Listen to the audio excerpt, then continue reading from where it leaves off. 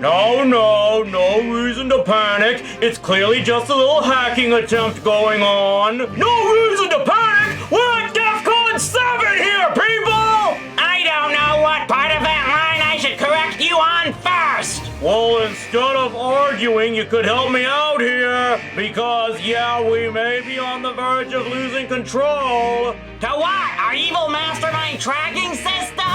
Worse, the transmission for Rowdy's show. Who could be trying to take over that? Is Ace Salary back? Blue Magus? Blackface Kermit? I am Professor Hiram Stupidiot, and welcome to TV Trash! She blinded me with science. She blinded me with science. Fell in geometry. Greetings, my soon-to-be subjugated subjects. Today, we are going to be looking at a prime example of how to take a brilliant piece of art and science and completely ruin it with a completely unnecessary follow-up. Even us mad megalomaniacs out for global domination have our classic works of entertainment that we look back on with nostalgic fondness. For me, one such work was the 1989 film Honey, I Shrunk the Kids, which was all about a mad genius named Wayne Szalinski who discovers the secret to molecular manipulation and creates a machine capable of miniaturizing human beings in order to force them to bend to his will. He even tricks his own children into being the test subjects for his device. You know, between this character, Dark Helmet, and that guy who grew a giant man-eating plant, this Rick Moranis was actually pretty good at portraying great supervillains. The movie produced 2 sequel films that were decent. In fact, there was something pretty funny about a giant toddler rampaging through Las Vegas, but you know what we didn't need? A pathetic adaptation of a TV series that included none of the original cast and completely went off the rails from what the original was about. This is the Honey, I Shrunk the Kids TV show.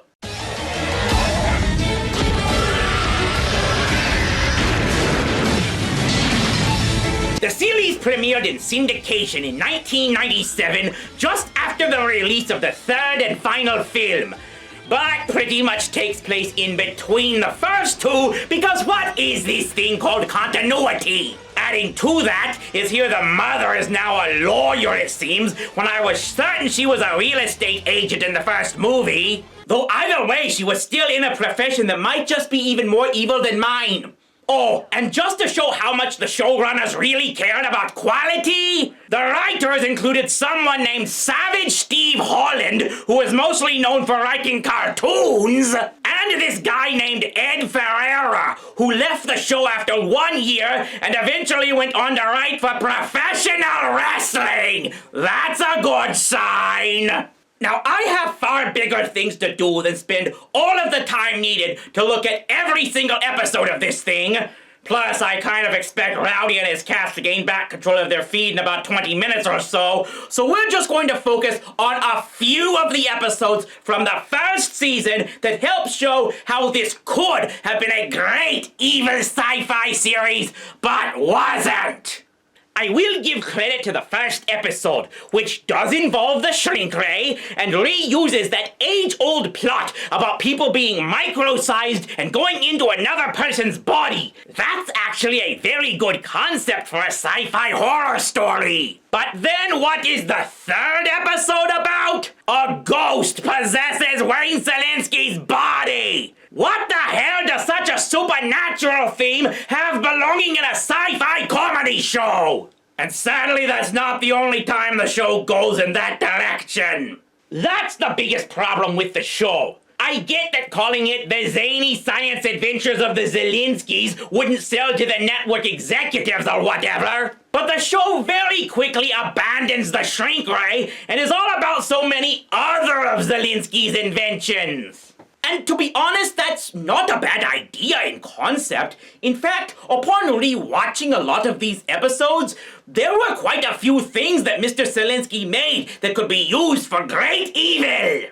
He makes a home security system that takes over the entire house! And this one didn't have to have some AI played by the wife from Married with Children! And the time he creates a ring that amplifies its wearer's intelligence! Because knowledge is power, and anyone who attains so much knowledge knows they deserve to rule all! He makes chocolate that manipulates people's emotions to make them fall in love with others!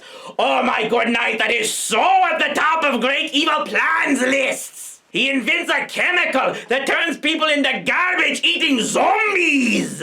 Seriously, I think I doubled the size of my own evil genius packet just from watching this show alone! However, it's watching these episodes that I ended up realizing something very wrong. Wayne Szalinski isn't that evil at all in this thing! In fact, it often seems like the evil acts that come from his inventions almost happen by accident! And then he spends the rest of each episode trying to stop it! The yogurt would act as an antibody, effectively negating Rip's mutating DNA. It's so simple. Oh, don't worry. Electrical energy in the brain is constantly rebuilding its charge like a car battery. Everyone should be normal again by tomorrow. And that's not even getting into the one science plot device that this show keeps going back to. Yeah, you know what this show is mostly about? Time travel! The show just becomes a rip-off of Back to the Future as they keep using Szalinski's time machine over and over. I think we won the battle. General Custer, you might want to fire that guy. Again, don't get me wrong. Time travel could be used for great evil. Imagine, say, you could go back in time and bump off some genius evil dictator before he rises to power, just so you could take his place. It's absolutely brilliant. But no, we instead get stuff like the Szalinski daughter using it to go back to when her teacher was a younger man because she wants to mate with him. Girl, if you have some romantic infatuation with your scholastic superior, you have serious problems. There's a reason I keep the relationship with all of my beautiful science assistants strictly platonic. And that's what brings us to probably the worst episode of the entire series. The family all travels back to the Old West in order to, get this, discover the actual source material that Wayne uses for all his inventions, which came from outer space. Yes, they completely revealed the real reason he's able to create such genius works of evil is not so much because he's a genius, but because he got his hands on alien goo! Worst retcon ever! And then there was the episode involving leprechauns! Really? And they're not even the good scary leprechauns like the ones that chased away Jennifer Aniston! Though the episode did reference that horror movie When a Stranger Calls, so now I have no damn clue who this show was aimed at. Now do you believe in the magic of leprechauns? I believe they have scientific knowledge we don't understand yet. Huh. Well, I guess that makes sense. It's long been believed that magic is simply science people don't yet understand, so maybe this episode could be a lesson on learning more about other cultures and their science.